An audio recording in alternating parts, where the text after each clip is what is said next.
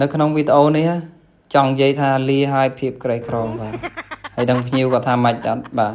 ភ្ញៀវគាត់ថាចាប់បាទអញ្ចឹងគឺខ្លោចចិត្តមែនតើបាទដោយសារអីដោយសារតែអេក្រង់នេះគឺវាថ្លៃមែនតើបងប្អូនបាទនេះគឺជា iPhone 15 Pro Max ដែលបញ្ហាហ្នឹងគឺធ្លាក់មកបន្តិចបែកអេក្រង់ហើយបងប្អូនឆ្ងល់ថាចុំមិនតានធ្លាក់មកបន្តិចទៅបែកអេក្រង់ដោយសារអីដោយសារក្បាលអេក្រង់របស់វាហ្នឹងគឺវាអឹបជាប់នឹង frame ចឹងបើសិនជាវារើងអំពើរងសម្ពាធមកបន្តិចទៅលើតួតាខ្ទ័រមកបន្តិចគឺអេក្រង់ហ្នឹងទៅជាបៃជីងហើយបាទទៅបៃជីងហើយប៉ុន្តែការខ្ទ័រនេះដែរឃើញថាជ្រួញថ្មណាស់ដែរហ្នឹងបាទឃើញថ្មឡើងលមូលខាងក្នុងដែរអញ្ចឹងមានន័យថាធ្លាក់ហ្នឹងគឺមកល្មមដែលធ្វើឲ្យងឹតមុខបាទប៉ុន្តែតួអត់ខូចទេដោយសារអីតួហ្នឹងគឺវាមាំមែនតើដោយសារជាប្រភេទដែកយន្តហោះបងប្អូនបាទបងប្អូនស្គាល់យន្តហោះហ៎បាទអញ្ចឹងតួចាប់ពី15 Pro Max ទៅគឺគេយកតួជាប្រភេទតួដែលគេផលិតយន្តហោះហ្នឹងដើម្បីយកទៅផលិតតួហ្នឹងបាទដើម្បីយកទៅបំពាក់លើ device ចាប់ពី15 Pro Max មកអញ្ចឹងណាបាទអញ្ចឹងតួនេះគឺវាមានការស្វិតជាខ្លាំងបាទស្វិតជាខ្លាំងប៉ុន្តែទូស្វិតយ៉ាងណាក៏នៅតែទុកមិនជាប់នៃការធ្លាក់នៃការបែកដែរបាទហើយអ្នកដែលរើងអំពើខ្លាំងជាងគេហ្នឹងគឺកញ្ចក់ខ្នងក្រោយនិងអេក្រង់បាទអេក្រង់ប៉ុន្តែបើថាតួហ្នឹងគឺងាយខូចទេបាទងាយខូចទេ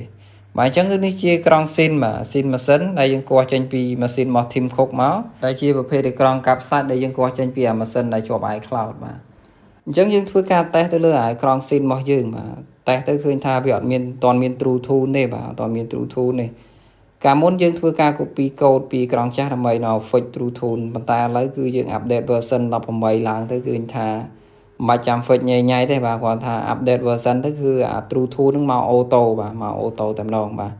អញ្ចឹងយើងធ្វើការ check ទៅលើក្រងរបស់យើងថាវា load អា Apple Path ឬក៏អត់អីចឹងណាបាទអញ្ចឹងយើងធ្វើការ check បាទតែប៉ុន្តែ True Tune មានហើយនេះបាទ True Tune មានហើយអញ្ចឹងយើងធ្វើការទៅ check ទៅក្នុង setting ទៀតទៅឃើញថាdisplay ហ្នឹងគឺវាអត់ទាន់ detect បានទេអញ្ចឹងយើងធ្វើការ restart ដើម្បី config ទៅលើអេក្រង់ហ្នឹងហើយconfig អត់បានយើងក៏ធ្វើការគេហៅថា boot វាបាទយើងដោតជើងសាកទៅបើយើងដោតឆ្នាំងសាកឲ្យចុចអាប៊ូតុងបូកដកឲ្យជាប់បាទចុចឲ្យជាប់ទៅវា load ឲ្យយើង repair អេក្រង់ហ្នឹងហើយបាទយើងធ្វើការ repair ដើម្បីឲ្យ server វាចាប់មើលថាអេក្រង់ហ្នឹងជា scene របស់ Tim Cook មែនក៏អត់បាទប៉ុន្តែវាខុសពីការពិតអ្វីដែលយើងបានគិតគឺអំបិលបុកម្ទេសបដ ாய் បាទអានេះអេក្រង់ស៊ីនខុសចេញពីដៃបាទប៉ុន្តែវា detect ទៅវាថាមិនមែនអេក្រង់ស៊ីនអានេះខ្ញុំគិតថាប្រហែលវាខុសកូដឬខុសអីមួយយ៉ាងបាទនេះវាដាក់ unknown path អញ្ចឹងខ្ញុំមានការបែកងាងជាខ្លាំងជាមួយនឹង iOS 18នឹងជាខ្លាំងបាទជាមួយនឹង iPhone 15 Pro Max ប៉ុន្តែ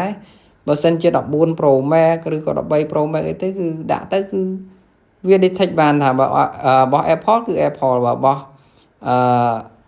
របស់ចិនវា load unknown path ប៉ុន្តែអានេះវាមិនមែនរបស់ចិនទេវាទៅជា unknown path ដែរខ្ញុំអត់យល់កំពុងតែឆ្ងល់មានការកៀងជាខ្លាំងបាទហើយក្រោយនេះគឺស៊ីនណាបងប្អូនបាទស៊ីនពោះចេញពីម៉ាស៊ីនផ្ទាល់ដៃតែម្ដងបាទប៉ុន្តែវា load ចេញមកអញ្ចឹងគឺបែកស្លុយតែម្ដងហើយអានេះគឺយើងមិនបាច់ផ្ដល់ច្រើនទេអានេះគឺបញ្ហាប្រហែលជាវា version របស់វា detect ទៅលើអេក្រង់ដែលវាខុសកូដរបស់ Samsung ឬក៏របស់ LG អញ្ចឹងបាទប្រហែលជាវាខុសចឹងតាមអ្វីដែលខ្ញុំបានការស្មើសម័យវិភាគគិតតែប្រទេសតែផ្ដាស់អញ្ចឹងបាទតែយើងដឹងថាអេក្រង់នេះអេក្រង់ស៊ីនដែរបាទព្រោះយើងគាស់ចេញពីម៉ាស៊ីនដែលជាប់ iCloud មកដាក់បាទអញ្ចឹងយើងធ្វើការបិទកាវជំរាបទឹកបងប្អូនបាទធ្វើការបិទកាវជំរាបទឹកមកជុំមកបាទហើយរួចយើងធ្វើការកាប់វាបញ្ចូលទៅបងប្អូនបាទធ្វើការកាប់វាបញ្ចូលប៉ាច់មកដើម្បីយកវាហ្នឹងយកទៅ compress បាទទៅស្កត់ជាមួយនឹងអាម៉ាស៊ីនកម្ដៅរបស់យើងដើម្បីឲ្យវាមានជំរាបទឹកឡើងវិញបងប្អូនបាទមានជំរាបទឹកឡើងវិញហើយអានេះបន្ទាប់ពីខ្ញុំតេស្តទៅឃើញថាអាចទទួលយកបានចេញជាសាច់ការហើយក៏មិនខាតលុយជាមួយនឹងម៉ាស៊ីននេះដែរបាទនិយាយទៅគឺយកមកផ្លុំស្ទះខ្យល់បងប្អូនផ្លុំអត់ចេញទេបាទគឺចិត្តឈឹងតែម្ដងបាទនិយាយទៅដូចសំណុំស៊ីនអញ្ចឹងបាទអាហ្នឹងគេហៅថាសំណុំស៊ីនកៅជាងបាទកៅជាងហើយប៉ុណ្ណឹងគឺរួចរាល់ហើយបងប្អូនបាទប៉ុណ្ណឹងគឺស៊ីលុយហើយបាទស៊ីលុយហើយបាទអញ្ចឹងអានេះបោះ CQ ផងបាទគាត់នៅខាងខេត្តនោះបាទគាត់ផ្ញើមកខ្ញុំធ្វើបាទហ្នឹងហើយអរគុណច្រើនសម្រាប់ការតាមដានទស្សនាបាទ